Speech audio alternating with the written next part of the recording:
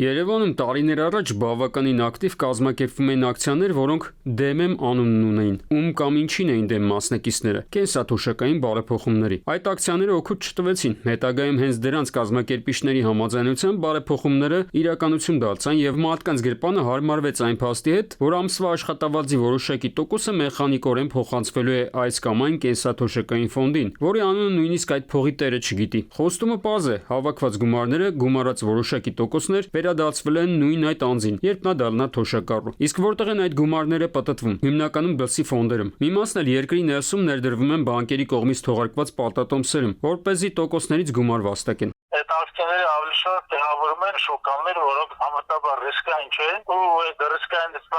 եթե մեր երկրում դա բացել տոկոսներ էլ չեն տատրում, էլի ուրիշ թե։ Կենսաթոշակային ֆոնդերը մեր գումարների շրջանառության արդյունքում հիմնականում շահույթ են գրանցում։ Երբեմն լինում են նաև կորուստներ։ Այդուհանդերձ, ընդհանուր Հայաստանի կենսաթոշակային ֆոնդերի կապիտալը $2 միլիարդից ավելի է այս պահին։ Բայց ինչ է ստացվում։ Մենք հավաքում ենք մեր աշխատավարձերի մի մասը, տալիս արտասահմանյան ֆոնդերին, որոնք դրա մի մասը վերադարձնում են մեր բանկեր եւ ավելի բարձր տոկոսներով տալիս նրանց, որ վերջիններն էլ ավելի բարձր տոկոսներով այդ նույն գումարները տան մեզ։ Մենք այդ շրջանակներին երբ որ տալիս ենք, դուրս է գալիս երկրից, այո, իրանք էլ մեզ մեր տված փողը ավելի հանք վաճառում են մեզ։ Մասնագետների կարծիքով Հայաստանի կենսաթոշակային համակարգը պետք է կառուցված լիներ լրիվ այլ տրամաբանությամբ։ Մեզանից հավաքված գումարները պետք է ամբողջությամբ ներդրվեին մեր տնտեսության մեջ, եւ տնտեսություն ասելով նկատի չունեն ֆինանսական շուկան։ Խոսքը տնտեսության իրական հատվածի մասին է։ Շատ ցանկալի է, որ դա լինի մեր տնտեսության ներսում։ Բազմաթիվ են այն ոլորտները, սկսած երկրորդ էներգաբլոկի կառուցում, Վանաձորի Քիմպրոմ,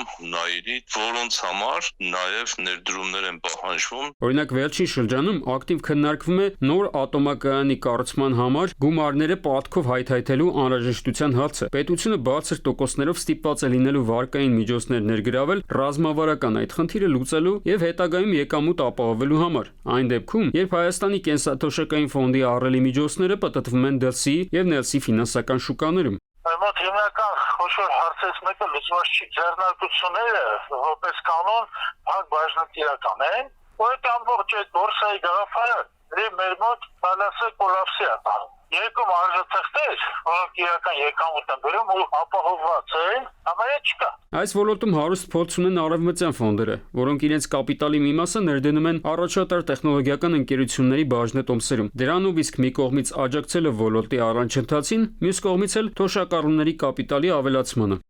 Արմեն Աթալյան, ժամը լրատվական։